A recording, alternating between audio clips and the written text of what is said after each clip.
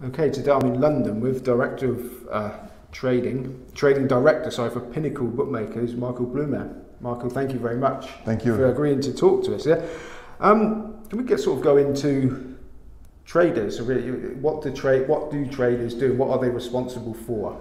Well, it changed quite a lot during my lifetime in the industry. I would say if I go back maybe a decade or a decade and a half ago, traders were very, very instrumental for risk management, the games alone without any help from automation. Nowadays, there's a lot of automation, a lot of models that begin going in. So traders have shifted again from the manual work more to working with the machines, with the automation to try to risk manage games that way. So it's still the same core job that they do, which is risk management. However, the tools of the trade have changed quite dramatically. Okay, so what are they responsible for? I know it sounds like a simplistic question, but are they responsible for their own particular market? Or no, at Pinnacle, we split the traders up into several groups, into the big sports, so football, American football, you have the esports, the tennis. These are all individual groups of traders, so you would have a bunch of traders assigned to each sport. And then on any given day, a trader gets assigned a few leagues with us. When you talk about live games, then you would have sometimes a one-to-one relationship, so one trader per one NBA game, and that's all they trade. In a specific game, however, the trader then trades all markets. So it wouldn't be that, we rarely have a trader responsible, let's say, for the first half markets and somebody for the game markets. It almost never happens.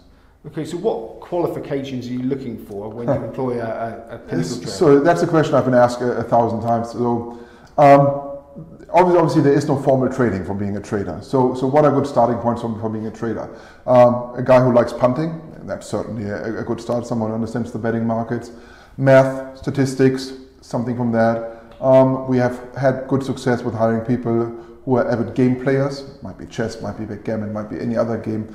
People who like risk in some way, shape or form, who understand risk, who understand probability, who probably don't think so much in black and white, but more in a probabilistic space and understand, well, it's not 100% that a team has to win, it's 65% likely or 35% likely. So that's something we're looking forward in traders. Okay, so you've risen to the top of your profession. What is your background? My background is actually quite antithetical to sports betting. So when I came to sports betting, I've never ever placed a sports bet in my life. Neither have I visited a bookmaker. So I come from a background of playing a lot of games, board games, strategy games. Then I went into poker. So I played professional poker for a few years.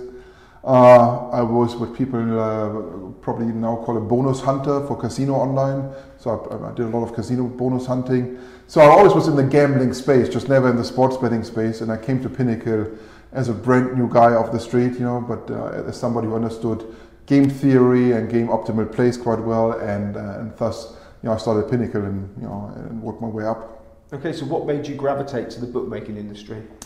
So friends of mine who played in the board games with me, on the trading card games, actually called a game called Magic the Gathering, they split up into a few groups. Some of them went into finance, Wall Street, some of them went into poker, and the third bunch went into sports betting. And they were doing quite sophisticated things, and Pinnacle got interested on doing something with them. And they were the ones who gave me the reference to Pinnacle. They said, there's a few smart guys in Germany. So a few of my friends and myself joined Pinnacle. Okay, now I've always do my research on my interviewees, and I've got to say, listening to some of your interviews made my head spin a bit. Coding in R, analytics, all this is a bit difficult for the layman. How much of the market is generated by, is this how the markets are all formed these days? Oh, the short answer is yes. That's the short answer. The punter is still there, and the knowledgeable punter still plays a big role, but the core of the market has to be formed by machines.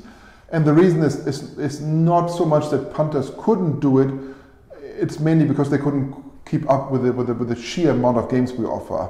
We offer up to the 4th, 5th Division League in Brazil, 4th Division League in Thailand, 3rd in Vietnam. How could we possibly have that many punters working for us? So you need some form of automation to help it. Punters play a big role in the high-level market. So if you talk about the NFL, the NBA, maybe the Barclays Premier League or whatever, like La Liga. information there is quite good, and models might not pick it up as fast. Okay, so do you need to be able to write code, and do you do all that yourself, or is that something you've gone through and now risen above? So myself, I taught myself how to write code just because of frustration. What happened is I wanted to do data science, what people now call data science or data analytics basically, and it always took way too long for me to ask somebody to do it for me. So eventually I got so frustrated that I went online, and took a course online and taught it to myself. Okay, now you've already talked about risk management. You hear that a lot. Is that simply making sure you don't lose too much, or is there more to it than that? I would say there a little bit more. I mean, not losing a lot is a good start, but I mean, and actually it's about maximizing equity or expected value, how we call it. It's the idea that nothing is black and white. There's always an underlying probability that A and B happens, and you try to shift the risk in a way that regardless of the outcome, you probably have a positive expectation. Okay, now one of the things that you said in a previous interview was you cannot change the bets you've laid, only those that you're about to lay. Yeah. Can you go a bit more in depth into that? Yeah, so traders, novice traders or even intermediate traders have the tendency to dwell in the past. Maybe they just gotten a bet they don't like because they moved the line in a certain way. And I always try to tell them, well, that already happened. Nothing you're going to do is going to change what happened. The question is, where's the next wager going to be, and how do you get on top of your horse again? What I don't want traders to do is compounding on mistakes. Because something bad has happened, I'm now doing something even worse and even worse and even worse, and getting into a very bad spiral. I try to say, well, treat it as an empty slate. This is just the situation you're in, and try to move forward from that. Okay, so would it be fair to say that rather than bet to an opinion, you are the best at keeping track of the markets? Yes, I don't actually want my traders to have strong opinions on the game. If they would have strong opinions that would be worth a lot, they would probably be on the other side, probably be punting. So it's more about let's be market aware. Let's go with the market flow. Let's like an old trader who taught me the trade said, listen to the music. See what bets come in, see what the market does, and don't try to fight it. But if you see an opportunity to strike, capitalize on it. Okay, so would you say that the Pinnacle closing line is near the absolutely true price that it's possible to get? It's probably the best estimation that we have. And how does it compare to the betting exchange, betting SPs? So betting exchanges have a very efficient market. However, most of the time, the betting exchanges will follow the traditional bookmaking world like we do. So we are probably more influential on markets like Betfair or other exchanges than people realize. I mean, they usually move with markets like us moving. Now, Pinnacle are like a mythical name for British punters because you've got a winner's welcome policy, and most successful gamblers in the UK probably they can't bet with you. So how can you buck the trend where other bookmakers close everybody down and you don't? It's part of our business model, so it's inherently baked into who we are. The way that I describe it to other people is we pay for information. So it's very clearly, if you're a professional punter, per definition you're making money punting. That's the definition that I have for a professional punter. And I cannot change that because you have the choice to place a wager or not. However, what I can do, and what we do quite well, is work with the information that you present to me. So every information has a certain, every wager is information.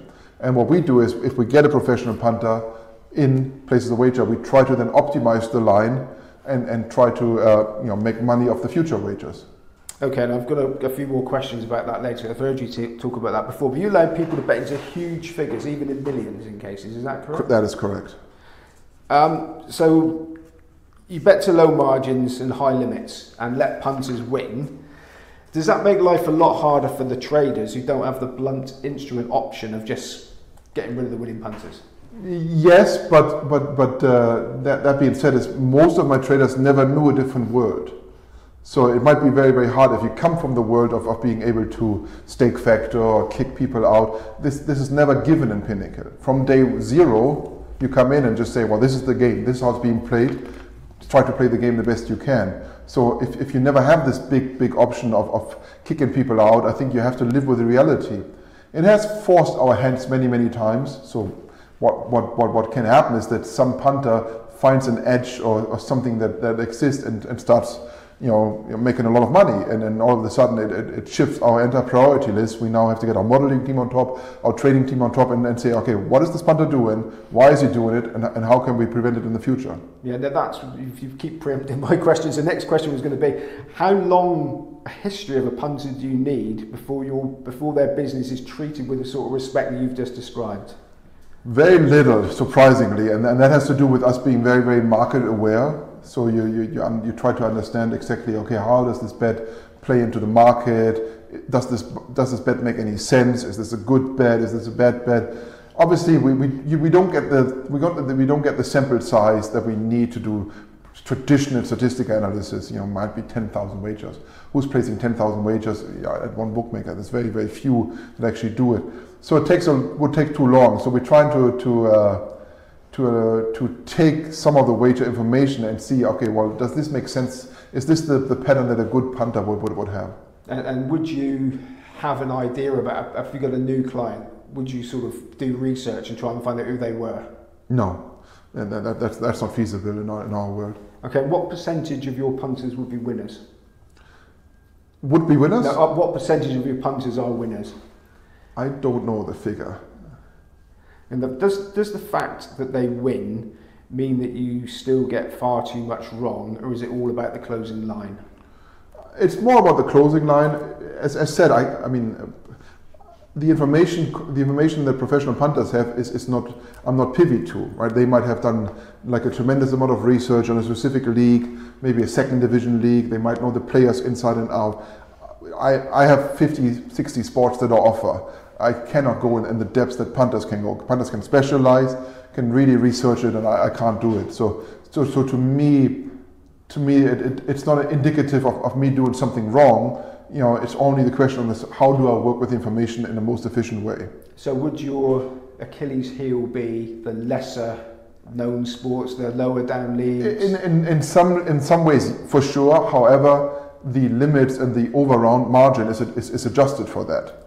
So while we would take a tremendous amount of wagers on a La Liga game, or an NBA game, or an NFL game with a very low margin, if you now go down the tier leagues, the over-round is increasing and the limits are reducing. So it's to make up for that factor. It's like a handicap in golf.